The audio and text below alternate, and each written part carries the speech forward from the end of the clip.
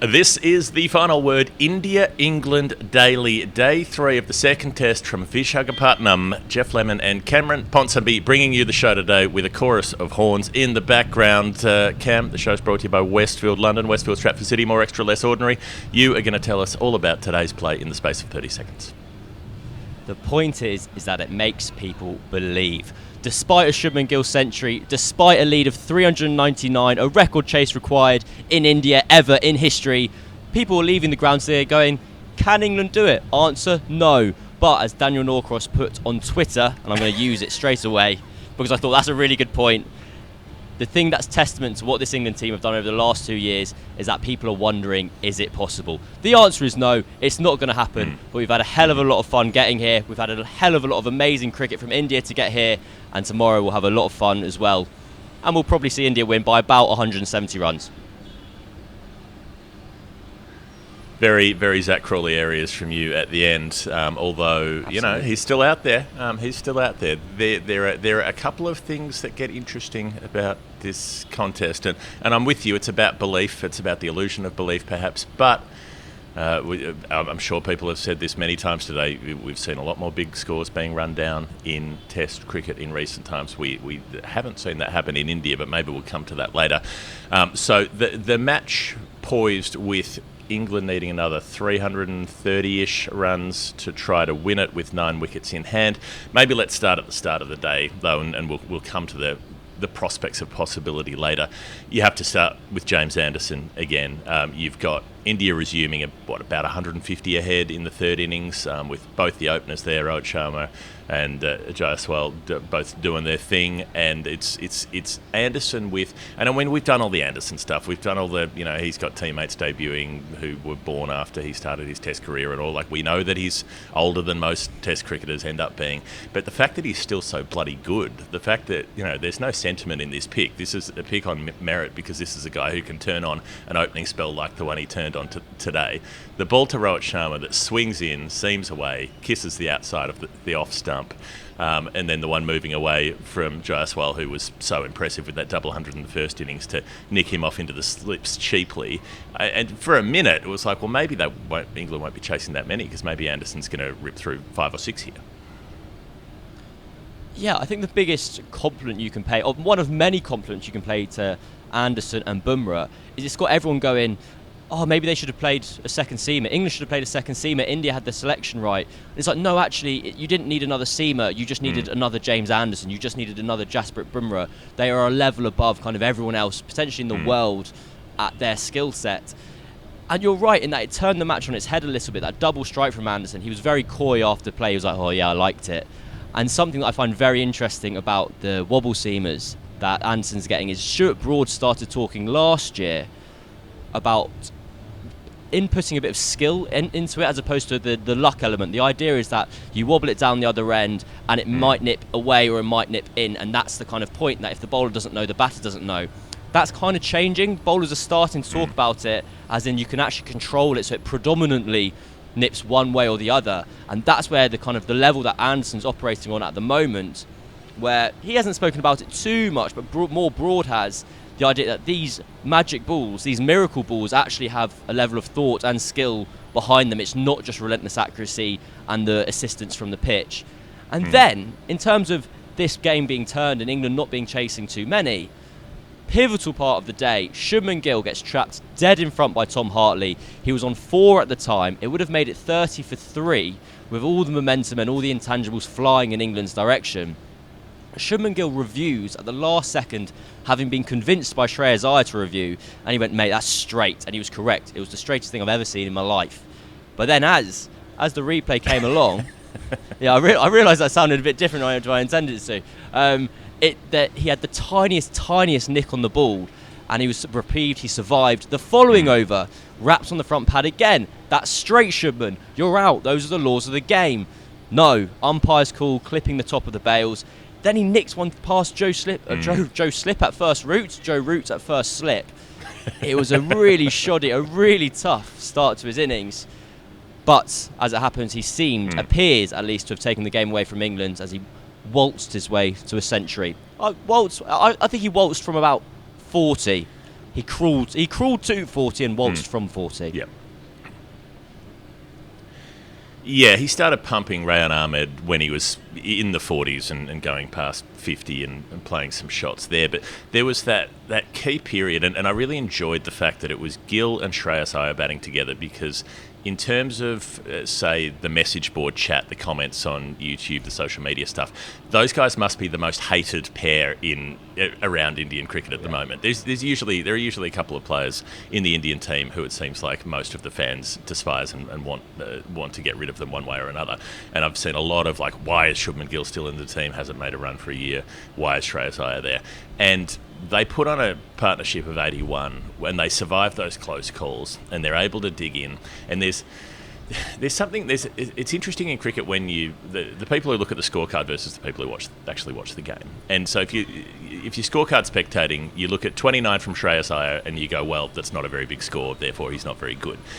It was 29 in a partnership of 81. And it was 29 that stopped India falling in a heap when falling in a heap might have been well on the cards. It was important, and it supported Gill while Gill was in trouble and he was nervous and playing awkward shots and having those close calls and all the rest of it. He had Shreyas sticking there with him, whereas if a wicket falls at the other end at that point, then even more things are running through Shubman Gill's head. So yeah, Shreyas plays a dumb shot on 29 and hits one up in the air, and Ben Stokes takes an absolutely ridiculous catch, running 20 metres backwards, looking over his shoulder and managing to catch it down towards the long off boundary. But the fact that he was able to stick in there for that long meant that it got Gill into his innings, and then he's able to expand and go past 50 and end up moving towards the 104 that he eventually makes. Yeah, it was two men being vulnerable together in the middle. It was a beautiful, wonderful partnership. As you said, this is a penciled in middle order from 3 through to 6. No one's kind of sure of their space. The locks that are normally there, Virat Kohli or Pujara in a former life, Rahane in a former life, they're not there. Everyone there is fighting for their place at the moment. And I thought that was particularly evident when Gill reached his century, because to be honest, it was so, underwhelming is the wrong word. The crowd was very quiet because they didn't realise he'd made a century. He's on 99, he taps the ball into the leg side, I think it was, and they trot through.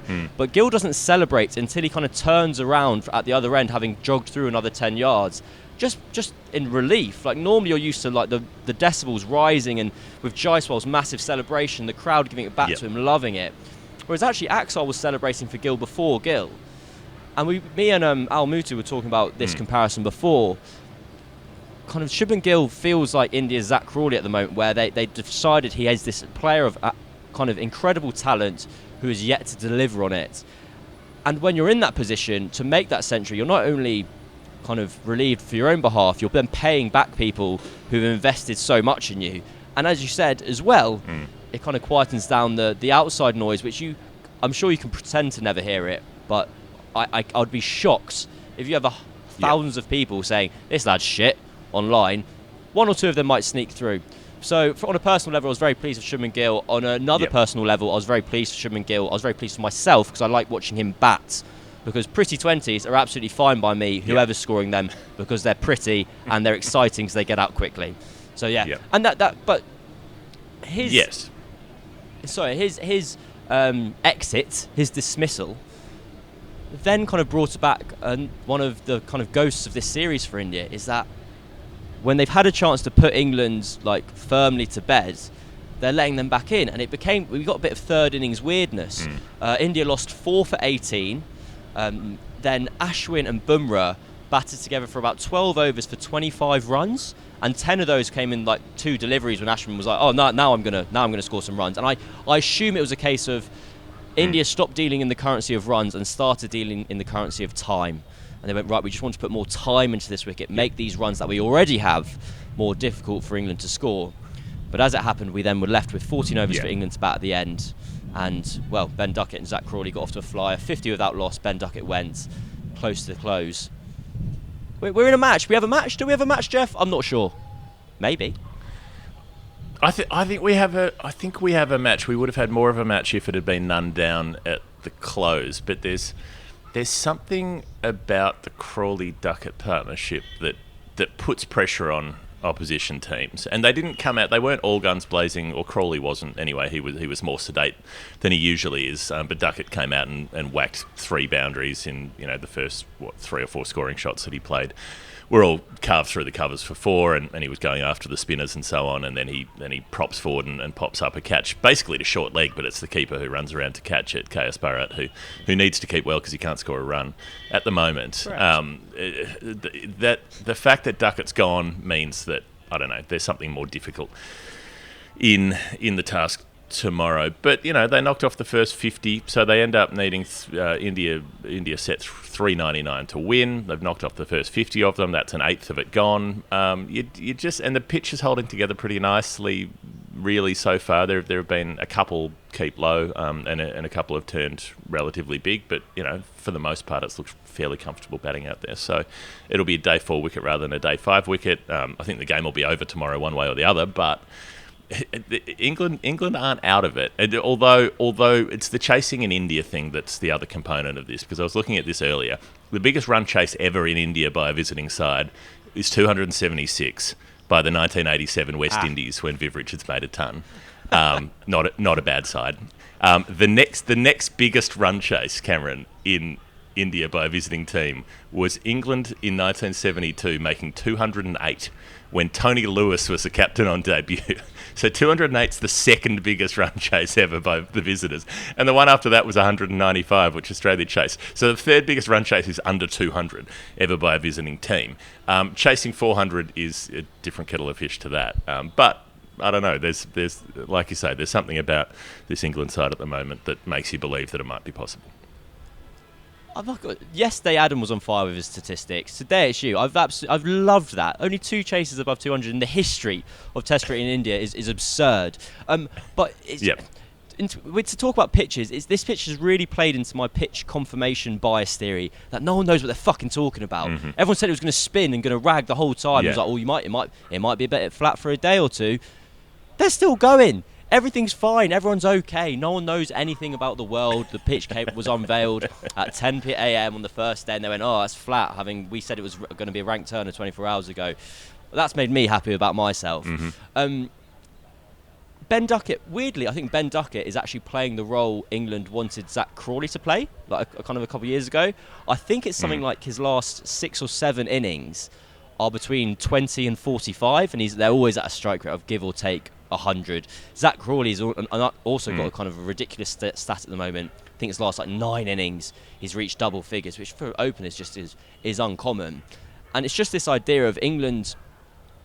When people say one of the cricket cliches is like you need someone to get 150 or something, or like 80 doesn't win you a test match, like you need it to be 150. I think this England team kind of rejects that, in that they go, right, we'll use 10 wickets tomorrow, or 9 wickets. If all of them get 45 each at piece, we'll get there in contributions. Mm-hmm. We'll get there with Tom Hartley getting 35 or 30 at the end. And Jimmy Anderson said this at the end of kind of today. He was like, we'll get them in 60 or 70 overs, or we won't. That's how long it's going to take, which was a very, very good news for me, because I realised yesterday that I booked my flight out of Vizag accidentally on day 5, not on day 6, as it were. So I needed this. Okay. I needed this game to be finished. So I was delighted when India started chipping the ball up in the air. I was like, "Fucking brilliant, lads!" I also had about £100,000 on it as well, so I became quite rich in the process. So if you have the right contacts out here, anything's possible. But yeah, I think with the 400 to win, we'll find out. It's going to be a very entertaining 2 sessions of play, and that's all it will be. We'll have a winner by tea time, just in time for none of England to be awake, basically. Would you wake up at 5 for it? I don't think you would. We'll find out tomorrow. Well, I would be at this point. I'm not going to have to because I'm in the right time zone. But it's interesting the contrast with the way that India were batting and the way that they sort of gave things up. So there's the Gill innings. There's a point where he hits in 3 balls from Rayan Ahmed, 6-4-4 to move to 83, and then he scores 1 boundary in his next 52 balls. at which point he's out for 104. So he had these occasional bursts of activity, and then just went nowhere for long periods of time. And then eventually he reverse sweeps Shoaib Bashir and gets given out off the glove on review. Good review from Stokes, who used the DRS well today, and worked that field well. So he drops back, he creates a space on the offside and makes Gill think about the reverse sweep, and then he gets out playing it. Yeah. So it's nice when it works. And Akshay Patel, we didn't mention, at 6, batting at 6, making 45, doing his Jadeja impression. But the way that they fall apart from there, when they're what, four down, they lose the last 6 for about 40 runs.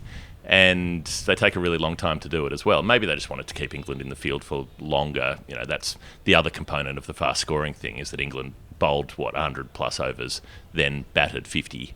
And then had to come out and bowl again. So that's hard work for your bowlers. And it did look like England's spinners were struggling for chunks of this innings, but it was sort of like India helped them get back into the game, and it all ended in a slow motion collapse, because it took quite a while to get there, but they didn't hurt England on the scoreboard, particularly for those last 6 wickets.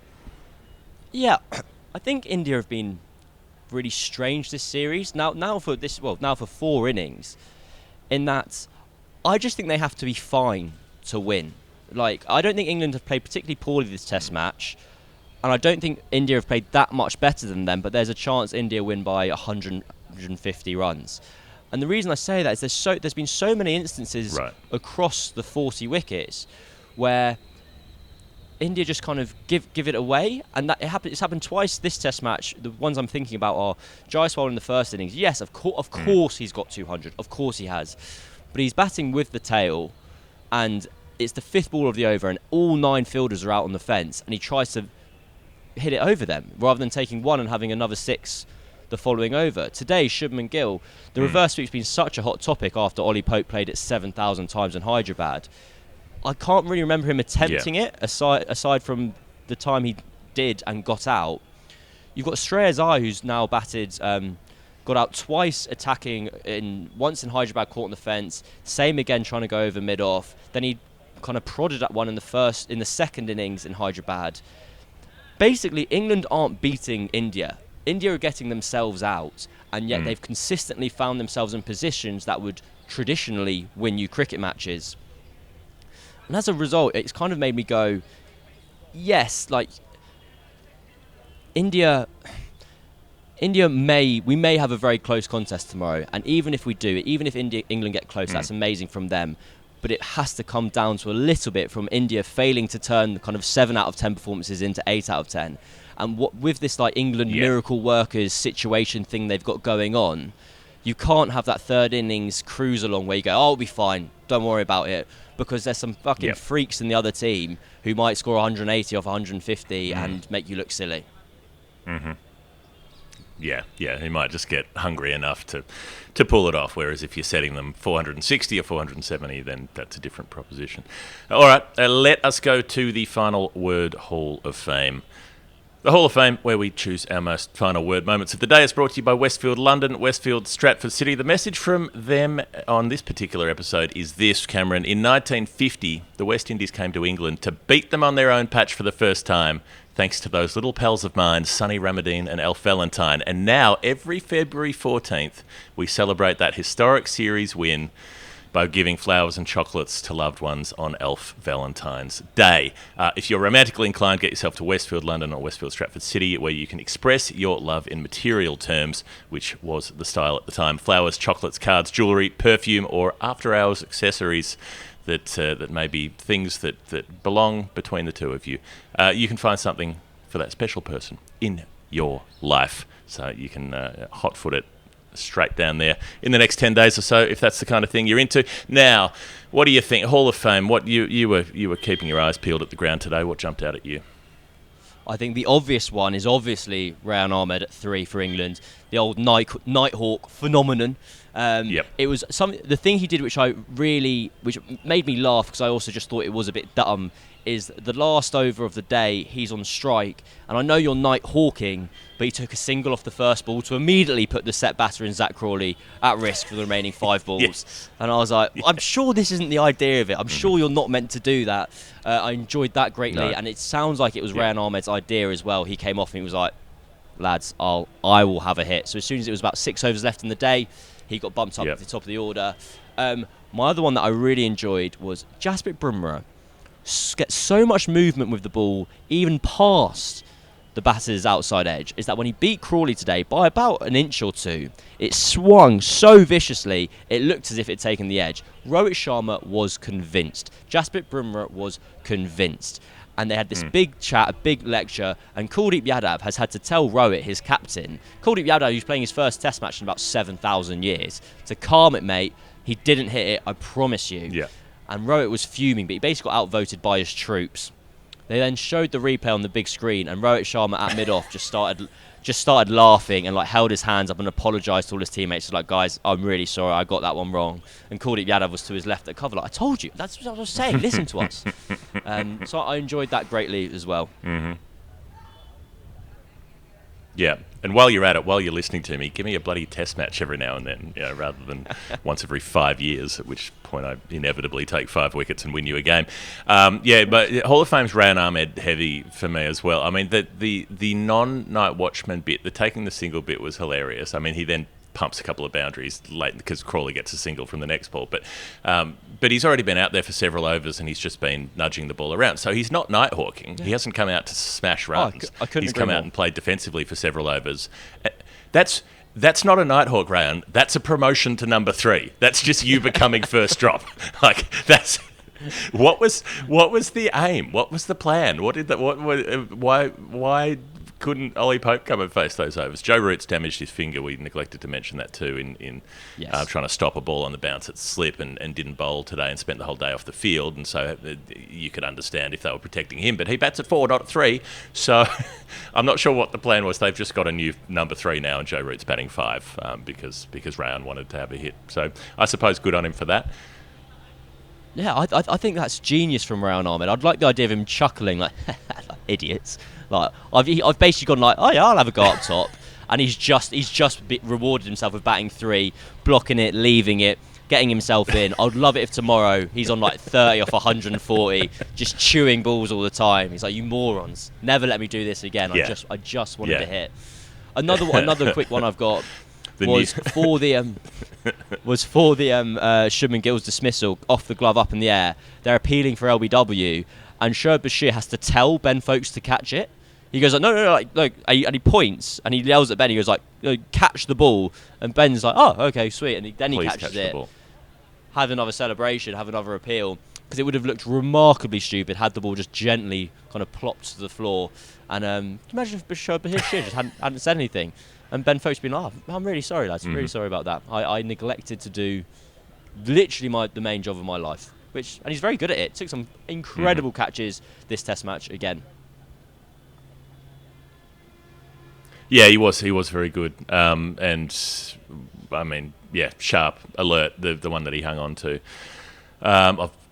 Earlier in the day to give Rayan Ahmed one of his wickets was particularly good, and Rayan Ahmed takes 3. A Hall of Fame for me would just be that gorgeous leg break he bowled past the edge of Bumrah's bat. It was just the perfect shape, the perfect twirl, the perfect drift. After he bowled a few rank balls earlier in the day, but he bowled well to the tail, which is what you want a leg spinner to do, and eventually gets Ashwin caught off the outside edge, the ball turning away, and then finally the last bit of Rayan Ahmed stuff is him nicking one past slip last ball of the day for 4 and then just rehearsing a cut shot, like, oh yeah, when I get back out here tomorrow, I'm going to be playing the cut shot. Get ready for his 100 off 210 balls as he's batting into the 3rd session, when we see if England can try to run down at 399.